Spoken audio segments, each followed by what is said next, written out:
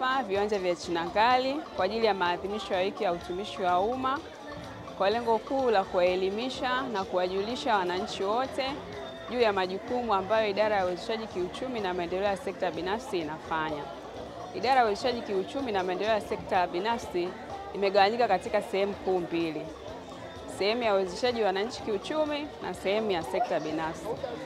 Tuko hapa kuwajulisha wananchi kuwa wanaweza kupata huduma za uwezeshaji wa wananchi kiuchumi kupitia mifuko na vituo vya uwezeshaji wa wananchi kiuchumi ambavyo vinapatikana katika mikoa mbalimbali. Hadi sasa tuna jumla ya mifuko 75 ambayo umiliki wake yuko katika sehemu ya sekta binafsi na sekta ya umma. Lakini pia tuna vituo mbalimbali vya uwezeshaji katika mikoa mbalimbali ya hapa Tanzania ambayo wananchi wanaweza kufika na kuweza kupata huduma hizo za uwezeshaji. Idara pia iko kwa ajili ya kuelimisha umma kwamba tuna jukumu la kusimamia maazimio yale yote yanayotokana na vikao na mabaraza yanayofanyika kuanzia ngazi ya wilaya, ngazi ya mkoa, ngazi ya taifa na ngazi ya wizara.